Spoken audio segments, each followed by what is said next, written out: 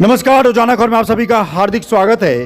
रोजाना खबर health bulletin में आज हम बात करेंगे डेंगू फीवर को लेकर।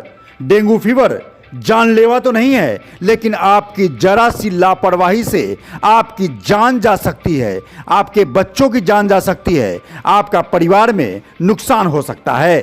डेंगू को मेडिकल टर्म्स के हिसाब से जानलेवा नहीं माना गया है, लेकिन आपकी संजीदगी, आपकी जान बचा सकती है। ऐसे में डेंगू को लेकर क्या करें क्या न करें, इस मुद्दे पर आज हम रोजाना खबर हेल्थ बुलेटिन में आपको सीधे रूबरू करवा रहे हैं मेरठ के जाने माने प्रसिद्ध फिजिशियन डॉक्टर अभिषेक कुमार वर्मा से, जो एनसीआर मेडिकल कॉलेज में मेडिसिन डिपार्टमेंट में एचओडी हैं। खतरनाक तो नहीं है, लेकिन आपकी जरा सी लापरवाही आपको खतरनाक मोड़ पर ले जा सकती है।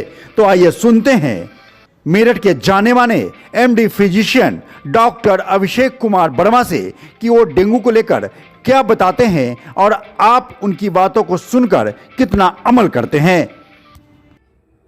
नमस्कार, रोजाना खबर में आप सभी का हार्दिक स्वागत है। मेरठ की धड़कन रोजाना खबर सिर्फ राजनीतिक और समसामयिक घटनाओं को लेकर नहीं, बल्कि आपके स्वास्थ्य को लेकर भी बहुत संजीदा रहता है। इसलिए मेरठ की धड़कन रोजाना खबर तमाम दर्शकों का सबसे प्रिय चैनल है।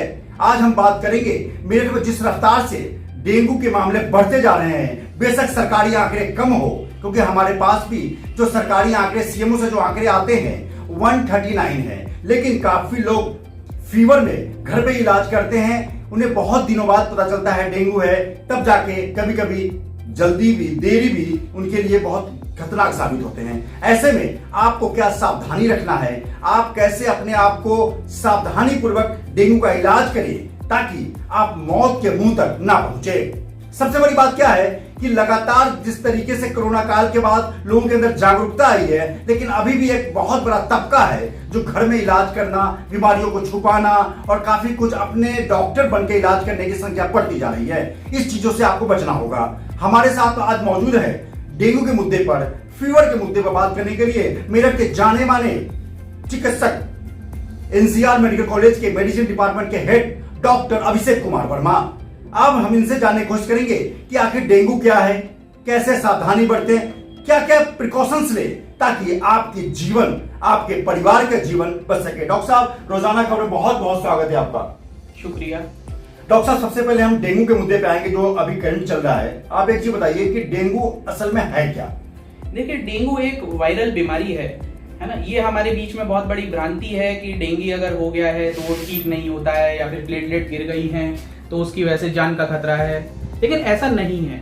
80% जो डेंगू का केसेस होते हैं हमारे, वो एसिम्प्टोमेटिक यानी कि बिना किसी सिम्टम के साथ रहते हैं, या फिर उसमें हल्के सिम्टम रहते हैं, जैसे कि बुखार आना या फिर खांसी, साथ में थोड़ा गला खराब हो जाना।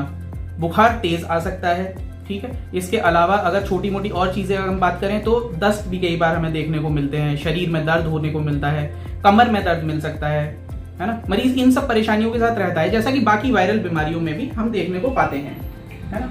जो डेंगू का जो वायरस है या फिर डेंगू का जो वायरस है, उसकी अगर हम बात करें तो वो एक फ्लेविविरिडे फैमिली को बिलोंग करता है। डेंगू का बुखार यूजुअली अगर जैसे बारिश का मौसम हुआ, उसके बाद में जब नमी मौसम के अंदर आती है, उसके बाद होना शुरू होता है। तो ऐसा एक समय है कि बारिश के बाद हमें ध्यान रखना चाहिए कि इस तरह के बुखार जो हैं, जो और वायरल हैं, जैसे कोल्ड का वायरस है या फिर अपना टाइफाइड का वायरस है या मलेरिया है या फिर डेंगू है, ये सब चीजें जो हैं ये बारिश के बाद में हमें देखने को मिलती हैं। जिस तरीके से लगातार डेंगू के मामले बढ़ रहे हैं, हालांकि सरकारी आंकड़े तो बहुत कम आ रहे हैं, लोग घरों में इलाज करते हैं, तो सबसे पहले हम डॉक्टर साहब जानने की कोशिश करेंगे कि आखिर लोगों को जागरूक करने के लिए कि आखिर क्या सिम्टम्स आए, कितने दिन का बुखार हो और बुखार कैसा हो, क्या अंदर से ऐसी फीलिंग आए, उसको क्या करें, पहले दिन से बताइए। देखिए, अगर कभी भी बुखार शुरू होता है, हमें सबसे पहले ये देखना है कि बुखार को समय कितना हुआ है। कई बार बुखार होता है कि 99 तक भी रहता है। वायरल डिजीजेस जो हैं वो लगभग इस तरह से मान के चलिए, अगर कोई भी हम वायरस की बात करते हैं तो हफ्ते से लेकर 14 दिन तक बीच में बुखार आ सकता है। तो डेंगू की एक खासियत है कि डेंगू मच्छर के काटने के बाद होता है, तो ये फैलने का तरीका भी इसका केवल या तो मच्छर के काटा हो, और रेयर केसेस में ऐसा होता है कि ब्लड कोई इन्फेक्टेड है जो चढ़ गया है, उसके बाद में ये डेंगू हो जाता है। तो इसमें भी एक पर्टिकुलर मच्छर है जिसको हम एडीज बोलते हैं। एडीज की जो फीमेल एडीज एजिप्टी की जो फीमेल होती है, वो जब किसी इन्फेक्टेड पर्सन को काटती है, उसके बाद में उसका जो खून सक करती है, जो बाकी वायरल डिजीजेस में भी हमारा आता है। इसका जो इन्फेक्शन है डेंगू का, वो यूजुअली 3 दिन से लेकर 14 दिन काटने के बीच में हो सकता है। अगर पीरियड की बात करें हम स्पेसिफिकली, तो 2 से 7 दिन हमें देखने को मिलता है ज्यादातर समय पे, जिसमें बुखार आता ही आता है। साथ में उसको डायरिया यानी कि दस्त हो सकते हैं, बॉडी एक यानी कि शरीर के किसी भी हिस्से में दर्द हो सकता है, जी मिचलाना, उल्टी आना, इसके अलावा छोटे मोटे हाथ पैरों पर रैशेस यानी कि लाल रंग के दाने चकत्ते पड़े हुए मिल सकते हैं। सबसे पहले अच्छी जानकारी चल रही है, क्योंकि हम आपको बताते हैं डेंगू को अगर आप लापरवाही बरतेंगे तो जान भी जा सकती है। काफ़ी ऐसे मामले प्रयागराज से लेकर हमारे ब्यूरो ऑफिस से तमाम चीज़ें से आ रही हैं। अच्छे अच्छे व्यक्ति जो लीडर हैं वहाँ पे, कई दिग्गज लोग हैं जो दिल्ली में इलाज कराने के दौरान डेंगू से इनकी मौत हो गई है। कोई भी हल्के में ना ले, क्योंकि डेंगू के लिए जिस तरीके से अब तो काफ़ी जागरूकता आ गई है। डॉक्टर साहब, एक चीज़ और जानकारी, किस तरीके से जब आपको उनको जब फीवर हो और इतने दिन हो जाए तो कौन सा इलाज, कौन सा टेस्ट कराना चाहिए, और उस टेस्ट के बाद अगर डेंगू हो जाए तो क्या करना चाहिए? जी, ये बहुत ही अच्छा सवाल है जिसके बारे में हमें बात करनी चाहिए कि आखिरकार हमें पता कैसे करना है डेंगू का। क्योंकि लगभग सब बुखार जो आते हैं वो वायरल हैं या बैक्टीरियल हैं, सब में बुखार आ ही जाता है ऐसी बीमारियों में।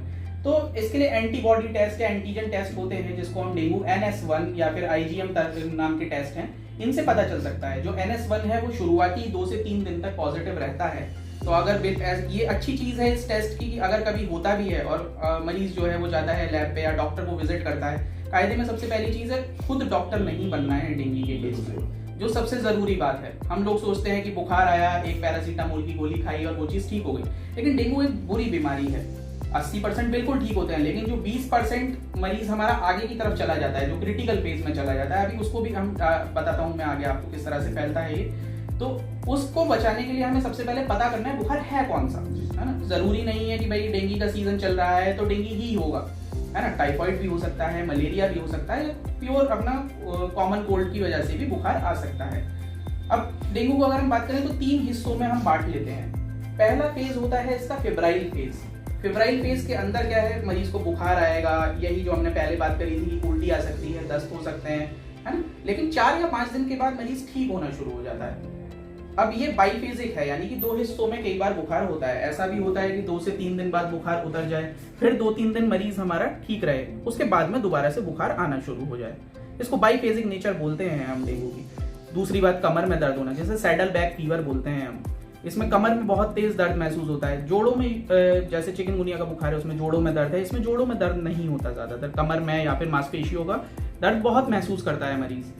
तो ये एक समय है। थोड़े बहुत रैशेज हो सकते हैं, दाने चकत्ते पड़ सकते हैं, मरीज अपना हाथ या फिर पैर कहीं से दबा के देखेगा तो वहाँ लाल रंग का निशान पड़ना, छोटे छोटे पंक्टेड हेमरेजेस जिन्हें हम बोलते हैं, छोटे छोटे दाने लाल रंग के दिखाई देने लगेंगे शरीर पर, ये सब चीजें होती हैं। अब 80% जो मरीज है वो इन्हीं चीजों के साथ रहता है और इन्हीं के साथ ठीक हो जाता है। अब 20% जो है, जो बीमारी की सबसे बुरी बात है, उसको हम बोलते हैं क्रिटिकल फेज।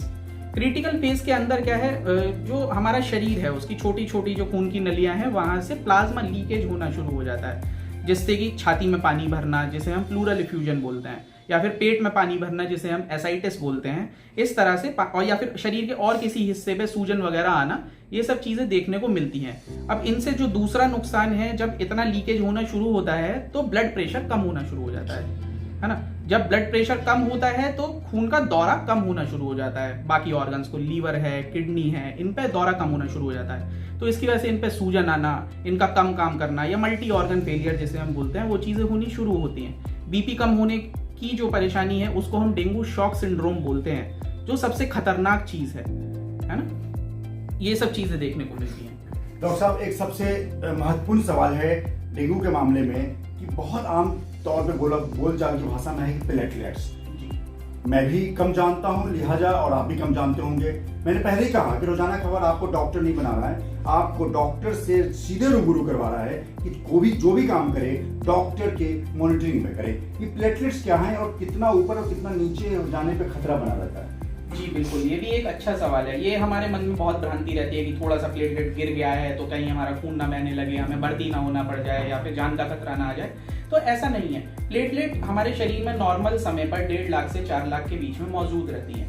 अब इन प्लेटलेट्स का काम है कि ये जो खून हमारे शरीर की नलियों में बह रहा है इसको बांध के रखना उसके अंदर। जब ये चीज कम होनी शुरू होती है तो कई बार ये नसें जो है छोटी छोटी फटनी शुरू हो जाती है, जिससे ब्लीडिंग शुरू हो जाती है। ये ब्लीडिंग हमारी आंतों से लेके पेट से लेके आंतों तक कहीं भी हो सकती है। हाथ पैरों पर जो रैशेस पड़ रहे हैं वो हो सकती है, पेशाब में खून आना, दांत से खून आना, या फिर शरीर के किसी भी हिस्से से हो सकती है। पर अब बात आती है कि हम इसको खतरे में कब माने। तो जैसा कि किताबें कहती हैं, वो ये कहती हैं कि अगर 20,000 तक भी अगर आपको कहीं रैश नहीं है, लैट्रिन आपकी काली नहीं आ रही है, पेशाब में खून नहीं है, शरीर के और किसी अंग से खून नहीं आ रहा है, तो प्लेटलेट चढ़ाने की जरूरत नहीं है। जो एब्सोल्यूट इंडिकेशन है जब हमें प्लेटलेट चढ़ाना ही चढ़ाना है वो है कि पेशेंट हमारा सिम्टोमेटिक है, उसको बुखार वगैरह ये सब चीजें आ रही हैं और परेशानियां भी हो रही हैं, रैशेस पड़ रहे हैं और बीपी कम हो रहा है, और साथ में ही प्लेटलेट जो है वो 10,000 से नीचे गिर गए हैं। वो ही इकलौता ऐसा केस हम मान के चलेंगे जिस हमें प्लेटलेट चढ़ाने की जरूरत पड़ेगी। जी। तो ब्लड जो प्लेटलेट्स हैं वो सेम ग्रुप के चढ़ते हैं या कुछ चेंजेस भी हैं? प्लेटलेट ब्लड ग्रुपिंग के बाद चढ़ते हैं, जी, है ना। कोई या तो व्यक्ति खून दे, जिसको हम सिंगल डोनर प्लेटलेट बोलते हैं, उससे एक जंबो पैक बनता है जो कि प्लेटलेट काफी 20 से 25,000 तक बढ़ा देता है। फिर छोटे वाले पैकेट होते हैं जो कि 5 से 10,000 तक प्लेटलेट अंदाजन बढ़ाते हैं। बिल्कुल। लगातार डेंगू पे हम लगातार doctor Abhishek Kumar Varma NCR medical college के HOD head of department medicine department के, और लगातार हम आपको रोजाना खबर के माध्यम से डेंगू को लेकर अवेयर कर रहे हैं। सबसे बढ़िया एक सवाल एक और है कि सर जब डेंगू डिटेक्ट हो जाए कि डेंगू है तो क्या कितने समय तक घर में आदमी किन दवाइयों का या क्या करे कि घर में, क्योंकि अभी सीएमओ की जो रिपोर्ट हमारे पास आ रही है उसमें होम फैसिलिटी भी दिखाते हैं और हॉस्पिटल फैसिलिटी भी दिखाते हैं, तो क्या लगता है घर में अगर कोई है, अगर खतरे से बाहर है तो लोग क्या सावधानी बरतना चाहिए, क्योंकि जो हॉस्पिटल में है वो तो मॉनिटरिंग में है ही है। देखिए, घर पर अगर आपको पता चलता है, देखिए सबसे पहली चीज है कि मैं हमेशा से ही यही कहता हूँ हर बीमारी के लिए कि अगर आपको कोई भी बीमारी है तो सबसे पहले आपको एक बार एक काबिल डॉक्टर से मिलकर बिल्कुल कम से कम उसकी डायग्नोसिस बनानी चाहिए। जब आप डॉक्टर से मिलते हैं, आपकी डायग्नोसिस डेंगू की बनती है, उसके बाद में यूजुअल, जैसा कि शुरू में भी हमने बात करी, 80% केस जो है वो नॉर्मली दवाइयों पर या फिर बिना दवाइयों के भी ठीक होते हैं। तो इसमें क्या चीज करनी है, पानी बहुत सारा पीना है ना, करीब 2-3 लीटर या अच्छी तरह से जितना पेशाब आपको आए उतनी अच्छी तरह से आपको पानी पीना है। दूसरी चीज, अगर बुखार आता है तो पैरासीटामोल सबसे सेफ जो दवाई है बुखार के लिए इस केस में वो पैरासीटामोल है। और मेहनत करने के काम से बचें, है ना, इन सब चीजें, थोड़ा आराम करें, शरीर को आराम दें, बेसिकली शरीर को आपको आराम देना चाहिए। और समय समय पर अपने जो प्लेटलेट लिक्विड में जैसे कुछ फ्रूट्स वगैरह लिक्विड में, जी जी जी, कीवी है और जो ऐसे फ्रूट्स हैं जो सिट्रस नेचर के होते हैं वो खाने चाहिए मरीजों को। और नींद अपनी पूरी लेनी चाहिए ऐसी स्थिति के अंदर। समय समय पर अपने प्लेटलेट जांच कराते रहने चाहिए, दूसरे तीसरे दिन डॉक्टर से विजिट करते रहें कि प्लेटलेट ज़्यादा तो नहीं गिर गया है। अगर कभी भी ऐसा होता है कि कहीं से ब्लीडिंग होनी शुरू होती है, बीपी कम होना शुरू होता है या फिर सिर चकराना शुरू होता है, बुखार ऐसा है जो उतर ही नहीं रहा है, तो अस्पताल में संपर्क करना चाहिए। ऐसे बिल्कुल, जिस तरीके से लगातार डेंगू के मामले बढ़ रहे हैं, ऐसे में रोजाना खबर आपको सीधे डॉक्टर से रूबरू करवा रहा है डॉक्टर अभिषेक कुमार वर्मा। जी हाँ, लगातार कंकर पल्लवपुरम में डीए में दयावती मोदी एकेडमी से चंद कदम की दूरी पर मेन रोड पर ही डॉक्टर अभिषेक कुमार वर्मा है। आप लगातार इनसे संपर्क भी कर सकते हैं। अगर किसी प्रकार से फिजिशियन की फीवर को लेकर, डेंगू को लेकर कोई अगर जानकारी भी चाहिए तो आपको डिस्प्ले में नंबर जरूर देंगे और क्लिनिक का एड्रेस भी देंगे। सबसे बड़ी बात क्या है कि खुद डॉक्टर ना बने। डॉक्टर अभिषेक कुमार वर्मा जी ने भी साफ कहा है कि वैद्य बनना, डॉक्टर बनना जीवन के साथ खिलवाड़ करने के बराबर है, क्योंकि जैसे ही आप खुद इलाज करेंगे आपका दिन उस दिन से उल्टी गिनती शुरू हो जाएगी। क्योंकि हर चीज के लिए, हर प्रोफेशन के लिए, हर मर्ज के लिए डॉक्टर है, और आपकी सेहत की जिम्मेदारी रखने की जो सदियों से चली आ रही है परंपरा और डॉक्टर के कंधों पे होती है। लिहाजा डेंगू को हल्के में ना लें, क्योंकि डेंगू को हल्के में लेना कोरोना से भी भारी पड़ सकता है। रोजाना खबर की यह खबर आपको कैसी लगी? कोई भी क्वेरीज हो, कुछ भी कमेंट करके अगर आप पूछना चाहते हैं, डॉक्टर अभिषेक कुमार वर्मा से जुड़ना चाहते हैं, तो हमारे कमेंट बॉक्स में आके आप सवाल पूछ सकते हैं। हम उनका जवाब डॉक्टर साहब से लेकर देंगे। मिलना है तो दयावती मोदी एकेडमी से 100 मीटर की दूरी पर डॉक्टर अभिषेक कुमार वर्मा का क्लिनिक है, जहां पे आके आप मिल भी सकते हैं। डेंगू को लेकर थी यह हमारी विशेष प्रस्तुति। किसी न किसी बीमारी को लेकर, सावधानी को लेकर हम जल्द रूबरू होंगे डॉक्टर अभिषेक कुमार वर्मा के साथ। नमस्कार।